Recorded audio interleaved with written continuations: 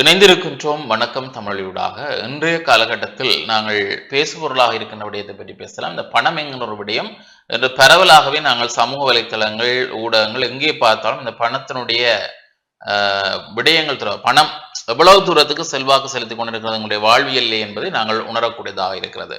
ஒரு விழாவாக இருந்தால் அதனுடைய ஆடம்பரத்தன்மை, அல்லது ஒரு பணத்தை எப்படி மற்றவர்கள் மதிக்கிறார்கள், அல்லது பணம் எவ்வாறு மற்றவர்களிடம் அவருடைய குணத்தை மாற்றுகிறது என்கிற பல விடயங்கள் இன்று நாங்கள் சமூகத்திலேயே பார்க்கக்கூடியதாக இருக்கிறது. அவ்வாறான விடயங்களை நாங்கள் என்று பொதுவாக கதைக்கலாம். பணம் என்ன விடயங்கள் எல்லாம் உங்களுடைய வாழ்க்கையிலே மாற்றத்தை கொண்டு வருகிறது என்று. இன்றைய காலகட்டத்தில் ஒரு நேர உணவிற்கே பலர் ஏங்கி தவிக்கின்ற ஒரு காலமாக இருக்கிறது.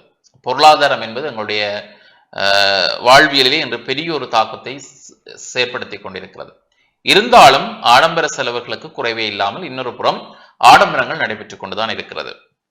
பணம் பாதாளம் வரை பாயும் என்பதற்கு பல உதாரணங்களை நாங்கள் பார்த்திருக்கின்றோம். சம்பவங்கள் அவ்வாறு நீங்கள் இணையங்களோ சமூக வலைத்தளங்களூடாகவோ அல்லது பல இடங்களே பல விடயம் தொடர்பாக நாங்கள் பணங்களினுடைய செல்வாக்கை பற்றி பார்த்து கொண்டிருக்கிறோம். எந்த ஒரு விடயத்தையும் நாங்கள் ஒரு அளவிற்கு மிஞ்சி செய்கின்ற பொழுது சொல்வார்கள், அளவுக்கு மிஞ்சினால் அமிர்தமும் நெஞ்சு.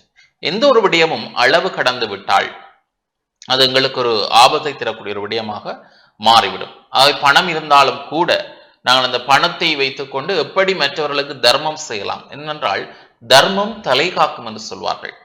அதாவது இந்த தர்மம் செய்கின்ற போது நாங்கள் செய்கின்ற தர்மம் எங்களை மட்டுமல்ல, உங்களுடைய தலைமுறையையும் காக்கும் என்று சொல்வார்கள். அதாவது நாங்கள் இப்பொழுது ஒரு தர்மத்தை செய்கிறோம் என்றால் நான் மட்டும் அந்த தர்மத்தினுடைய பலனை அனுபவிக்கப் போவதில்லை, என்னுடைய அடுத்த எதிர்கால சந்ததியினர், பரம்பரையினர், வரப்போகின்ற சந்ததியினரும் அதனுடைய பலனை அனுபவிப்பார்கள். அதுதான் அந்த தர்மம் தலை காக்கும், தக்க சமயத்தில் உயிரும் காக்கும் என்று சொல்வார்கள். அந்த தூரத்துக்கு தர்மம் மிக ஒரு புனிதமான ஒரு விடயம்.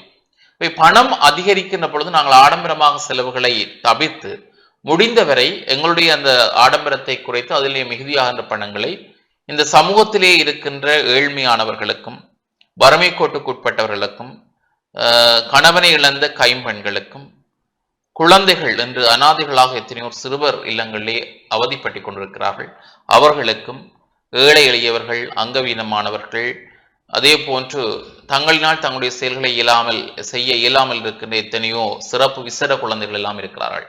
அவர்களுக்கு அவற்றை கொடுத்து நாங்கள் இந்த பண உதவிகளை செய்கின்ற பொழுது உண்மையிலே நாங்கள் இறைவன் எங்களை நேசிப்பான், இறைவன் எங்களை அன்பு செலுத்துவான். அதுதான் நாங்கள் எல்லா மதங்களையும் கேட்கின்ற, உபதேசிக்கின்ற, நம்புகின்ற விடயம். அதாவது எங்களுடைய தர்மம் என்பது அவ்வாறு இருக்க வேண்டும். ஈகை, கொடை, இரக்கம், இது எல்லாம் இந்த அன்பின் பால் பெறுகின்ற விடயங்கள். என்று பணத்தை வைத்துக்கொண்டு பலர் பலவிதமான விடயங்களை செய்கிறார்கள். எதையும் செய்யலாம் என்கின்ற நிலைப்பாடு இருக்கிறது. பணம் இருந்தால் நான் எதையும் செய்வேன், நான் என்னுடைய வீட்டு விசேஷத்தை எப்படியும் செய்வேன், எத்தனை பேரையும் கூப்பிடுவேன், எங்கிருந்தும் கூப்பிடுவேன், எந்த இடத்துக்கெல்லாம் செல்வேன், எங்கெல்லாம் என்ன முடியுமோ அங்கெல்லாம் செல்வேன் என்று பலர் மாறு தட்டிக் கொள்வார்கள். என்னிடம் பணம் இருக்கிறது, நீ என்ன செய்ய முடியும் என்று அவர்கள் விதண்டாவாதம் செய்கின்றதையும் நாங்கள் பார்க்கக்கூடிய இருக்க சமூகத்திலே. பணத்தை வைத்திருக்கிறவர்கள் பலவிதமாக பல விடயங்களை கையாண்டு கொண்டிருக்கிறார்கள். சாதாரணமாக நடக்கக்கூடிய ஒரு சாதாரண நிகழ்வை கூட பிரம்மாண்டமாக லட்சக்கணக்கில் கோடிக்கணக்கில் செலவழித்து செய்கின்றவர்கள் இருக்கிறார்கள். அது அவர்கள் தங்களுடைய பணப்பலம் என்கிற ஒரு விடயத்தை சொன்னாலும் கூட, அல்லது தங்களிடம் பணம் இருக்கிறதுன்னு சொன்னாலும் கூட, மேலிருக்கின்றவன் எதிர்பார்க்கின்ற ஒன்று, அந்த பணம் ஏழை எளியவர்களுக்கு சென்றடைகிறதா, மற்றவர்கள் அதாவது ஏழை எளியவர்களுக்கு அது ஒரு நேர உணவாக மாறுகிறதா, இதைத்தான் இறைவன் எங்களுக்கிடம் எதிர்பார்க்கிறது. நாங்கள் செய்வது ஆடம்பர செலவுகள். ஆகவே ஒரு சிலர் இருக்கிறார்கள் தங்களுக்கே இல்லாமல் செலவு செய்யக்கூடியவர்கள் இருக்கிறார்கள், பிறருக்காக, ஏழை எளிய மக்களுக்காக, மற்றவருடைய கண்ணீரை தங்களுடைய கண்ணீராக எண்ணி தங்களுடைய பணத்தை அவர்களுக்கு கொடுத்து அவர்களை கைதூக்கி விடுகின்ற பல அன்பர்களும் இருக்கிறார்கள் இந்த சமூகத்திலே. ஆனால் இதே சமூகத்தில் தான் பணத்தினுடைய பலத்தினால் எதையும் வேண்டலாம். நீதி, நியாயம் எதுவாக இருந்தாலும், எந்த ஒரு பொருளாக இருந்தாலும், எந்த முறைய எட்டாத உச்சத்தில் இருக்கின்ற ஒரு விடயத்தையும் கூட நாங்கள் எட்டி அடைந்து விடுவோம் என்கிற ஒரு அகங்காரம் அவர்களிடம் இருக்கிறது, இந்த பணத்தின் பால் இருக்கிறவர்களிடம் இருக்கிறது. அதனால் நாங்கள் இன்று பல இடங்களிலே பார்க்கின்றோம், இறைவனுக்கான ஆலயங்களிலே இவ்வளவு பெரிய விசேஷங்கள் எல்லாம், கொண்டாட்டங்கள் எல்லாம் நடக்கிறது. இறைவன் அவ்வாறு தன்னிடம் எதையுமே கேட்கவில்லை. நீங்கள் இப்படி கொண்டாடுங்கள், எனக்கு ஆலயத்தில் இவ்வளவு பெரிய விடயங்களை செய்யுங்கள், அல்லது பெரிய கச்சேரிகள் வையுங்கள், பாடங்களை கூடி வந்து பாடுங்கள், அல்லது இந்த கோயிலுடைய மேள கச்சேரிகளை 5, 8, 9 என்று பலர் இணைந்து செய்கின்ற விடயங்களை எல்லாம் இறைவன் எதிர்பார்ப்பதில்லை. சாதாரணமாக அந்த இறைவனுக்கான விடயங்களிலே வந்து இறைவனின் தன்னை வந்து சிறப்பாக அதாவது கவனிப்பதை விட தன் பக்தர்களை சிறப்பாக கவனிப்பவர்களை தான் அவர் கவனித்துக் கொண்டிருக்கிறார். அவை நாங்கள் முடிந்தவரை ஏழை எளியவர்களுக்கு, ஆதரவற்றோருக்கு, எளிமையானவர்களுக்கு நாங்கள் உதவி செய்ய பழக வேண்டும். இந்த ஆலயத்துக்காக நாங்கள் அதாவது ஆடம்பரமான செலவுகளை ஒரு எங்கு இருந்தெல்லாம் கூட்டிக்கணும் வந்து கச்சேரிகள் நடத்தி அவர்களுக்கு லட்சக்கணக்கிலே பணத்தை கொடுப்பதை விட உள்ளூரில் இருக்கின்ற அந்த மக்களுக்கு, ஊரில் இருக்கின்ற மக்களுக்கு அவர்களுடைய கஷ்டத்தை புரிந்து அவர்களுக்கு என்ன தேவை இருக்கிறது, வீட்டில் என்ன குறைபாடு இருக்கிறது, மேல செல்லக்கூடம் இல்லையா, நீர் வசதி இல்லையா, மின்சார வசதி இல்லையா, வீடு ஒழுங்காக இல்லையா, இவற்றை பார்த்து பார்த்து அவர்களுக்கு சிறு சிறு உதவிகளை நாங்கள் செய்கின்ற பொழுது அது உண்மையிலேயே அதுதான் புண்ணியம் என்கின்ற ஒரு விடயத்தில் உங்களுக்கு சேரும். நீங்கள் கொடுக்கின்ற பொழுது எதையும் எதிர்பார்க்க கூடாது. ஆனால் இறைவன் உங்களுக்கு இன்னொரு விதத்தில் அவன் கொடுப்பான். அது கொடுக்கின்ற நேரத்தில் கொடுப்பான். நாங்கள் எதிர்பார்த்து கொடுத்தோமோ அது கிடைக்காது. எதிர்பார்ப்பு இல்லாமல் யாரெல்லாம் பணத்தை செலவு செய்கிறார்களோ மற்றவர்களுக்காக, ஏழை எளியவர்களுக்காக, அவர்களுக்கு அந்த மீண்டும் அந்த பணம் பல மடங்காக திரும்பி வருவதற்கான வாய்ப்பு இருக்கிறது. அல்லது ஒரு சிரமம், சிக்கல், ஒரு பிரச்சனைங்கிற நேரத்தில் தக்க சமயத்தில் அந்த ஒரு தர்மம் உங்களை தலை காத்து தூக்கிவிடக்கூடிய ஒரு சந்தர்ப்பம் இருக்கிறது.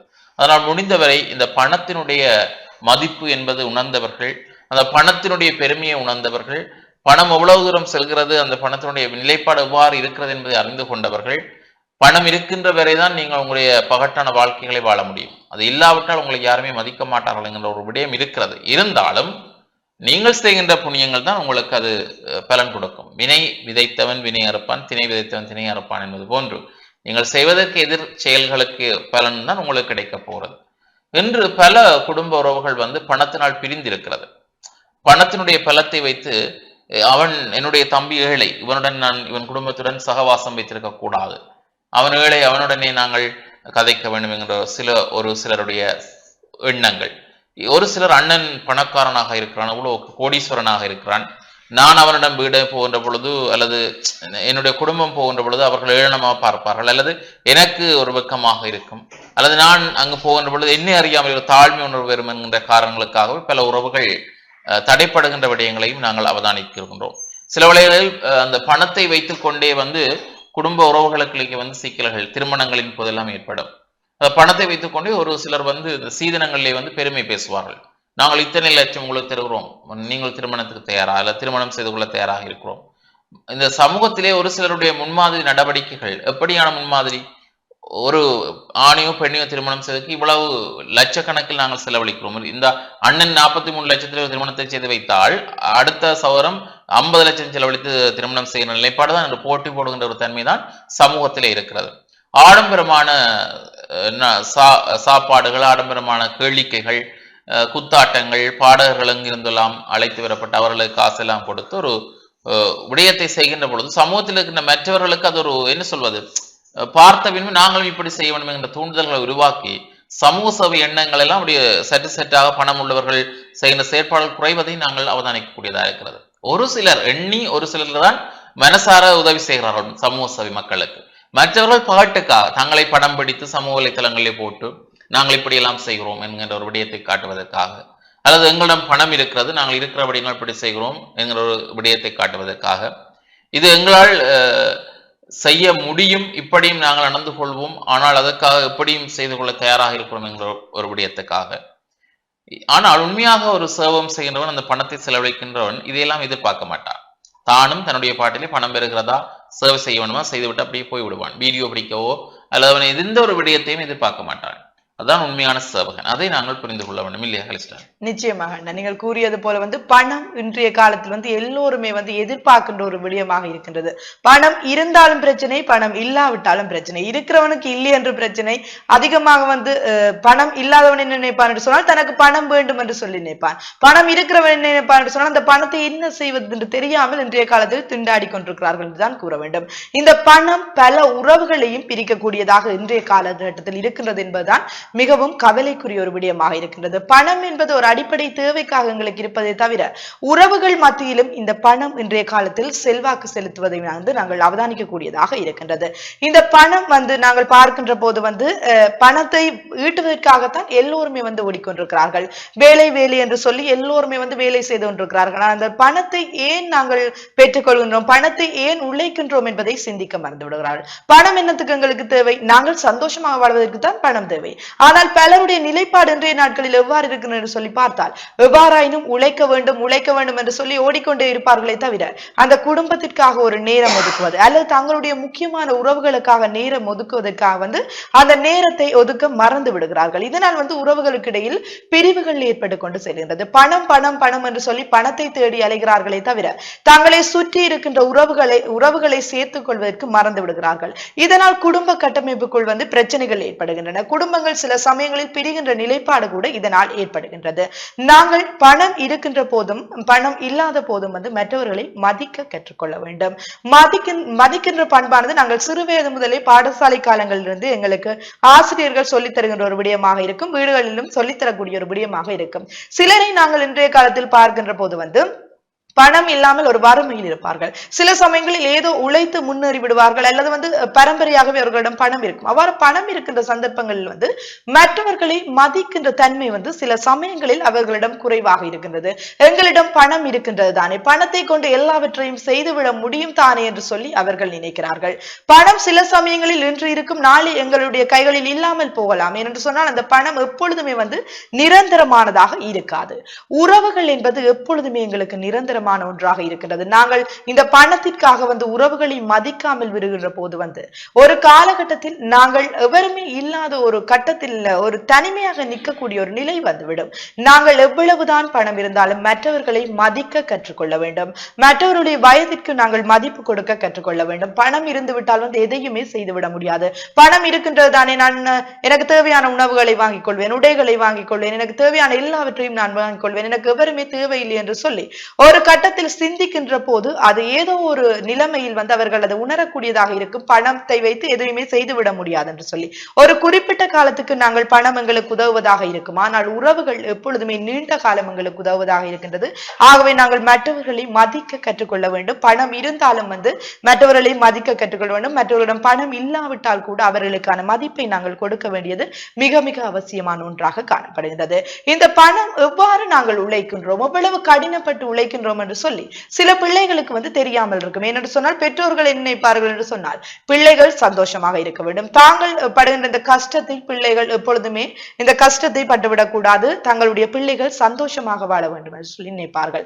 இது கூட சில சமயங்களில் பிள்ளைகளை தவறான பாதையை நோக்கி நாங்கள் அழைத்து செல்வதற்கு காரணமாகி விடுகின்றது. ஏனென்று சொல்லி பார்க்கின்ற போது பிள்ளைகளுக்கு கஷ்டம் தெரியாமல் பெற்றோர்கள் வளர்க்கின்ற போது அந்த பிள்ளைக்கு என்னுடைய தந்தையார் எவ்வளவு கஷ்டப்பட்டு உழைக்கின்றார் அல்லது என்னுடைய தாயார் எவ்வளவு கஷ்டப்பட்டு உழைக்கின்றார் என்ற நிலை தெரியாமல் இருக்கும். இதனால் பிள்ளைகளுக்கு நாங்கள் பணத்தை கொடுக்கின்ற போது பிள்ளைகள் தங்களுக்கு தேவையான செலவுகளை செய்து கொள்ளும். சில சமயங்களில் தேவையற்ற விடயங்களில் கூட செலவு செய்யக்கூடிய நிலைப்பாடு இருக்கும்.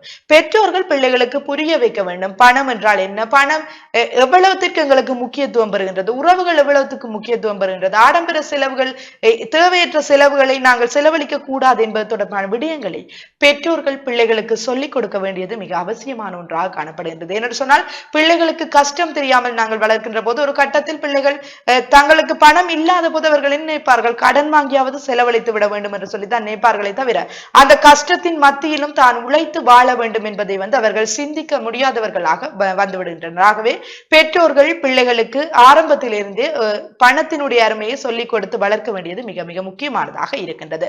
எங்களிடம் பணம் அதிகமாக இருக்கின்ற போது நாங்கள் இந்த ஆடம்பர செலவுகளை செய்யாமல் உண்மையாகவே நோய்வாய்ப்பட்டிருப்பவர்கள் எவ்வளவு பேர் இருப்பார்கள், நோய்வாய்ப்பட்டிருப்பார்கள். ஆனால் அந்த நோயை குணப்படுத்துவதற்கு பணம் இல்லாமல் இருப்பார்கள். அத்தகையவர்களுக்கு நாங்கள் அந்த பணத்தை கொடுக்கலாம். ஏழை சிறுவர்கள் சில சமயங்களில் கல்வி கற்பதற்கு கூட பணம் இல்லாமல் இருப்பார்கள். அவர்கள் சில சமயங்களில் தங்களுடைய கல்வி செயற்பாடுகளை இடைநிறுத்தி விடுவார்கள். ஏனென்று கேட்டால் வறுமை, தன்னுடைய குடும்பத்தை தான் பார்க்க வேண்டும், தன்னுடைய சகோதரர்களை தான் பார்க்க வேண்டும் என்ற ஒரு நிலைப்பாட்டில் பாடசாலை வாழ்க்கையை இடைநிறுத்தக்கூடிய ஒரு நிலை காணப்படுகின்றது. எங்களிடம் பணம் அதிகமாக இருந்தால் நாங்கள் இந்த ஏழை சிறுவர்களுக்கு பணத்தை கொடுக்கலாம், அல்லது உண்மையாகவே நோய்வாய்ப்பட்டிருப்பவர்களுக்கு நாங்கள் கொடுக்கலாம். விசேட தேவையுடைய பிள்ளைகள் இன்றைய காலத்தில் எவ்வளவோ பேர் இருக்கிறார்கள். நாங்கள் எல்லா திறன் புலனுமே பெற்று கடவுள் எங்களை அழகாக ஒரு வாழக்கூடிய வகையில் படைத்திருக்கிறார். ஆனால் சில பேரை நாங்கள் பார்க்கின்ற போது அவர்கள் விசேட தேவையுடையவர்களாக இருக்கிறார்கள். அவர்களுக்கு நாங்கள் உதவலாம். அவர்களுக்கு நாங்கள் உதவுகின்ற போது அது எங்களுக்கு எப்பொழுதுமே ஒரு நன்மையை தரக்கூடிய ஒன்றாக காணப்படுகின்ற அவர்களுடைய அந்த நன்றி உணர்வு, அவர்கள் வாழ்த்துகின்ற போது கிடைக்கின்ற சந்தோஷம் வேறு எதிலுமே கிடைக்காது என்று சொல்லுவார்கள். ஏனென்று சொன்னால் அவர்கள் மனமாற வாழ்த்துவார்கள். உண்மையாகவே நாங்கள் அதிகமாக பணம் இருக்கின்ற போது இத்தகையவர்களுக்கு நாங்கள் உதவலாம். அல்லது ஒரு வீட்டு தோட்டம் அமைக்கலாம், மற்றவர்களுக்கு பயனுள்ள வகையில் மரங்களை நாட்டலாம். இவ்வாறான நல்ல செயல்களை செய்கின்ற போது எங்களுடைய எதிர்கால சந்ததியினரும் பாதுகாக்கப்படுகின்றனர். அவை பணம் அதிகமாக இருக்கின்ற போது நாங்கள் தேவையற்ற விடயங்களை சிந்திக்காது, ஆடம்பர செலவுகளை செய்யாது.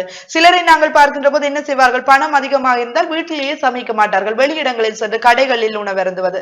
இவ்வாறு பணத்தை எவ்வாறெல்லாம் செலவழிக்க முடியுமோ அவ்வாறெல்லாம் செலவழித்துக் கொண்டிருப்பார்கள். ஒரு காலப்பகுதியில் பணம் இல்லாவிட்டால் தான் அதனுடைய அருமையை அவர்கள் உணர்ந்து கொள்வார்கள்.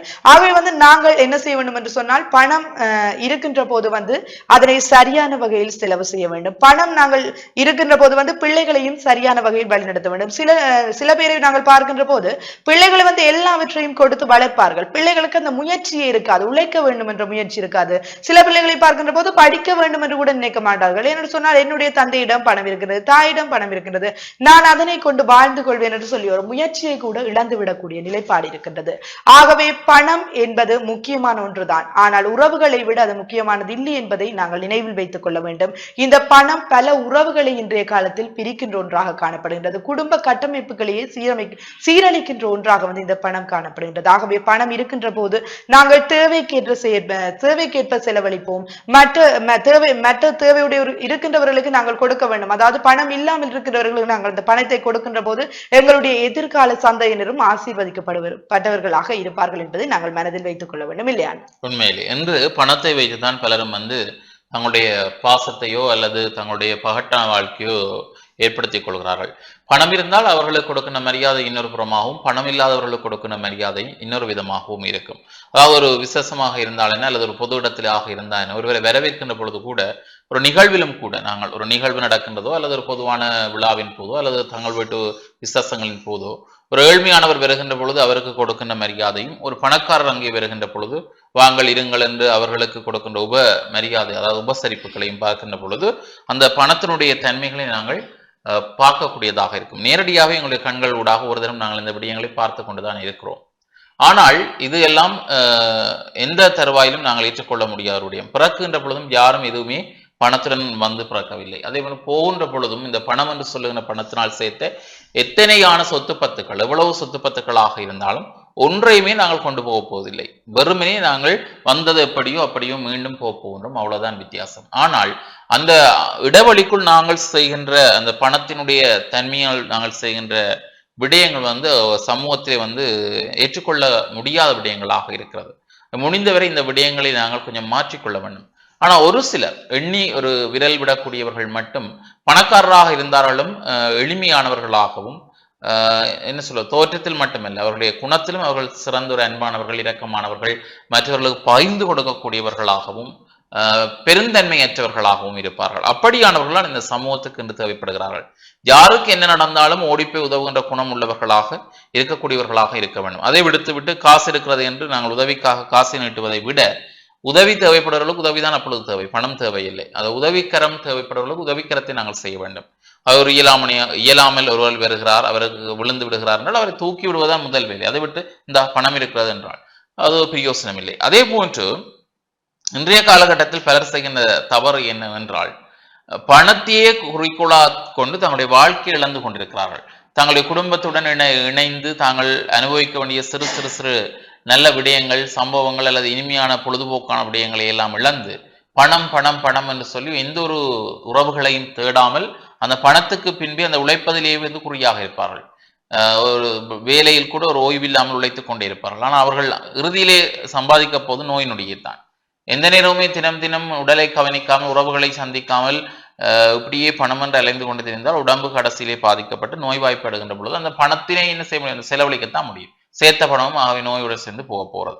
முடிந்தவரை எங்களுடைய வாழ்க்கைகளை சின்ன சின்ன சந்தோஷங்களை பெற்றுக்கொண்டுதான் வாழ வேண்டும். உறவுக்கு குடும்பத்திலும் கொஞ்சம் நேரம் ஸ்பெண்ட் பண்ண வேண்டும். அந்த விடயங்களை கவனத்தில் எடுத்தாலே ஓரளவு எங்களுடைய வாழ்க்கை வளமாகும் என்று சொல்லிக்கொண்டு நிகழ்ச்சியிலிருந்து நாங்களும் பெற போன்றோம். மீண்டும் மற்றும் நிகழ்ச்சியோட சந்திக்கும் விடைபெறும் நாங்கள் இன்னும் குணம் துஷன் மற்றும் கலின்ஸ்டா ஜெயக்குமார். நன்றி நேயர்களே.